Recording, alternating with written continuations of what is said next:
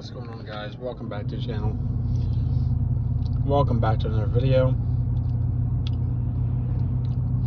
GoPro's still down, but just wanted to show you consistency on the RPM. If you're ever wondering if you have a issue with your transmission or torque converter, you notice the RPMs don't dance around on this truck. Now, I don't have in cruise control. Cruise control, it's even more stable. My foot is a little heavy, so it'll go back and forth a little bit sometimes because of my foot. But the needle doesn't dance around, like goes bounce up and down, bounce up and down. So that's one of your first signs. Second sign is if you have really elongated, I guess you could say, shifts. Now I got this thing tuned. I've got the custom tune with the Diablo Sport Trinity T2EX Platinum from Diablo. Shout out to him. Makes this thing drive completely different. I also have the pedal commander down there. You probably might not be able to see it.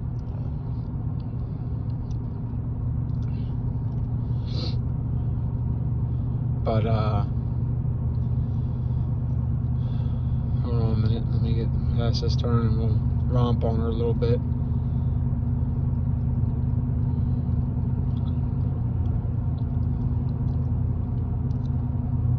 Okay.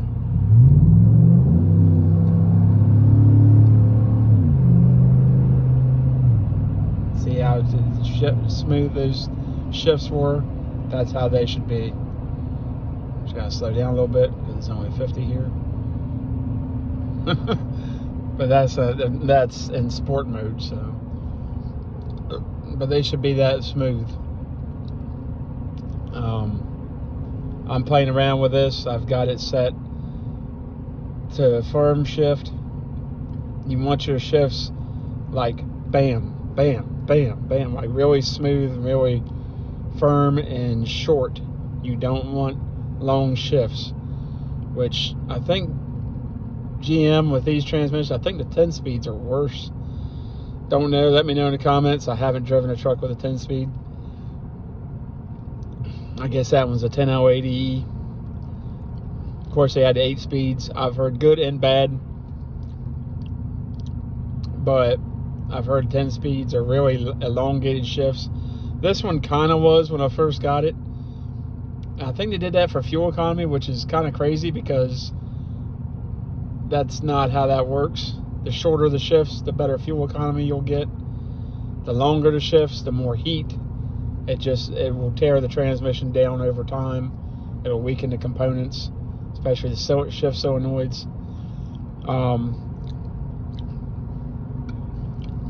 At least as I understand, I'm no transmission expert. I know enough to be dangerous. But I think the two biggest problems they had with this 6L80E was, I think I have the E, but I do have a 6L80 for sure, was the torque converters failing. And what else was it? They had some problems with the clutch, but I don't know how widespread that was.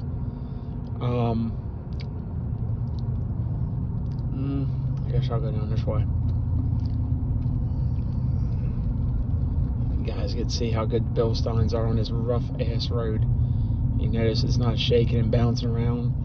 Without these shocks, this thing would have been bouncing a little bit for sure.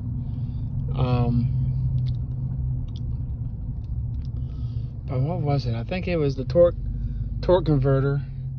And the biggest problem, I think the biggest reason for that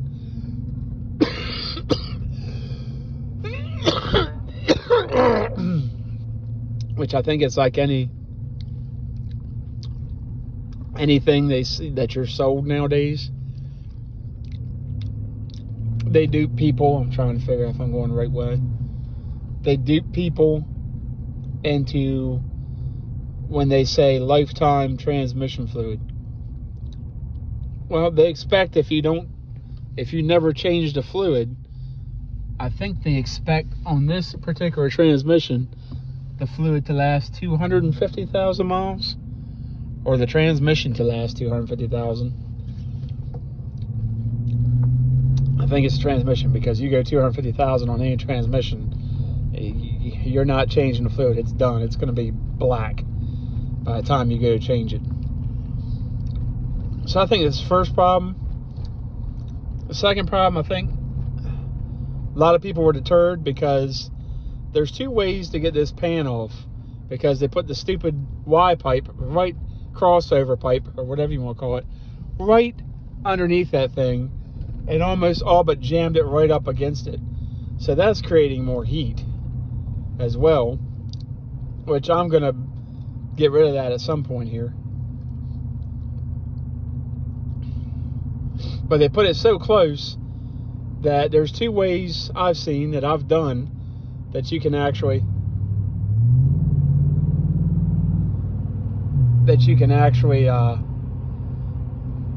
I gotta replace my AC compressor belt. That thing's getting a little worn. There's a heat shield on the passenger side of this transmission. I think it's two, if I remember right, I've done that, is two 10 millimeter bolts.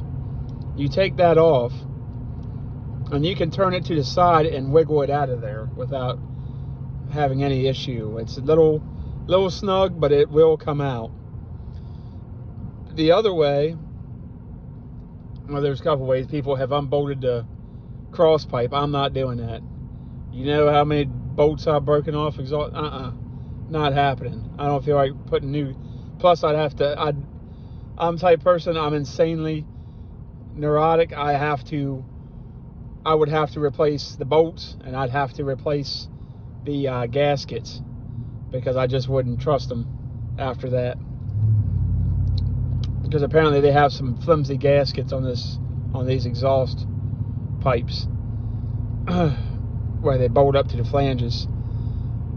Anyway, I'm kind of rambling. The other way is I've taken a jack with a pry bar and just pried down on the exhaust just a tiny bit. Gives you just enough room to slide it out. Now, I do suggest definitely never change. I mean, it should be common sense at this point, but I feel like that's slipping away. Never change any fluids when it's hot.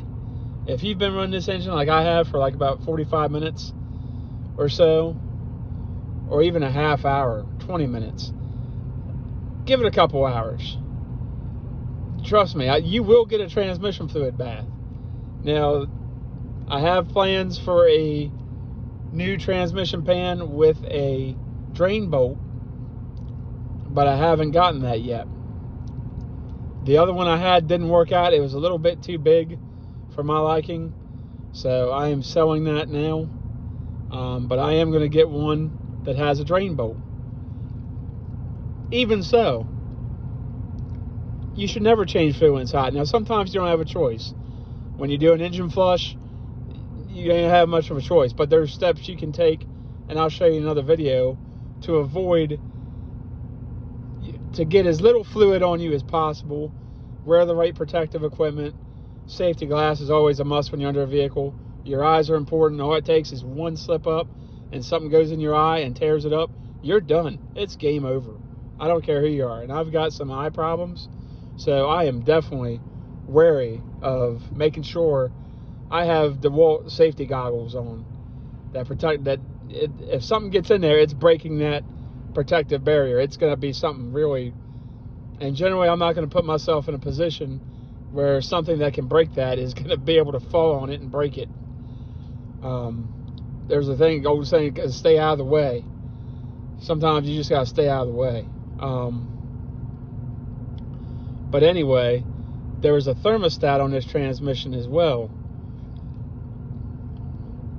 And apparently when they had it on there, the one from the factory, the original one, I think they had the same problem with the 8 speeds, the 8L90, but I'm not sure. Let me know in the comments if you guys know. I'll have to look at that and see if that was a problem with that as well. But it would open at 192 degrees, Well, no wonder you're burning torque converters and all up. If you towed a lot, like every day, and you hauled a camper every day or something, you'd burn that thing up in no time, especially going up mountain inclines or even hills and all that. It would.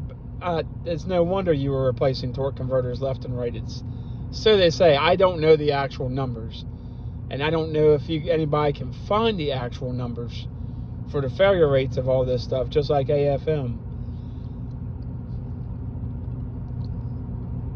But just like AFM, the biggest reason for that was oil pressure. And a lot of that had to do with people going too long between oil changes. I mean, people can blame faulty components. Yeah, they had some bad designs and all that. But that was really the first generation. And now apparently the 2021s were the worst year for that because of the crap that was going on and just manufacturing snafus where the quality went to poop. I'm telling you, But there's transmissions like this that I've seen a couple with 500,000 miles. You know, I changed my filter. I go by the severe service thing. Here's the way I look at it. I'm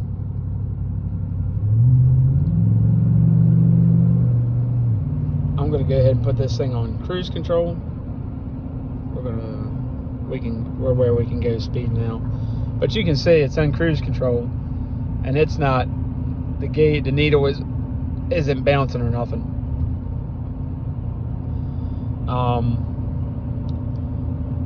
What was I saying? Preventive maintenance. If you go, the way I see it, all your fluids are going to be cheaper than replacing, say, a rear axle differential, a front differential, replacing steering rack. If you have power steering, this thing has electric power steering. Replacing a transmission for sure, or an engine. Fluids are a lot cheaper. They're expensive. They've gone up because everything's going up, but it's still a lot cheaper. That's just how I feel about it. Everybody can do as they wish. If you use a good oil, you're going to be okay. I use AMSOIL. That's just me. That's my preference. That's what I like. I've noticed better miles per gallon with AMSOIL. I've noticed better oil pressure with AMSOIL. I've just noticed smoother running engine, smoother idle, smoother transmission operation, and just the rear axle. When I take my temperature gun, I'll do that in another video. I'm not going to do... I got a friend that has one like this that doesn't use AMSOIL. Maybe I'll do a comparison of his rear end after a half hour of running and mine and see what the temperature difference is, as well as the transmission on. Now you're going to have some fluctuations because it's right around the engine and the exhaust, and also you're going to get heat from them as well. So I'm not sure if there's a way to do that more accurately. Probably is, and I probably don't have the equipment for that. But I do love this truck. I am doing a top 10 things I love and hate about it. The 10 things I hate are just nitpicky. One of them's in this cab, if you can guess what that is. But yeah, just some nitpicky bullshit, basically. Excuse my language. But yeah, that's just basically it. You know, just talking about the transmission. I know some people just have bad experiences. Some people are meant to have a certain brand, it seems like. They do better with a certain brand, whether it's Ford, Dodge, GM, whatever. And they go to another brand, they have a bad experiences, and they go back to the other brand and they're fine. I don't know what it is. I've never had horrible experiences with Chevrolet, so I just stick with what I know. You know, it's not a bad thing. And Chevrolets have always been good to me. I have not had one yet leave me on the side of the road. My wife's truck is a 14-year-old Acadia. Those things were supposed to be the biggest piece of junk, electrical problems, all that. We haven't had that. Had timing chain. Thankfully, that was covered under warranty. They replaced it with the updated chain that was better. Haven't had a problem since. So, you know, Ford has problems with cam phasers and other stuff. There's just problems. When you mass manufacture something and make hundreds of thousands of them every year,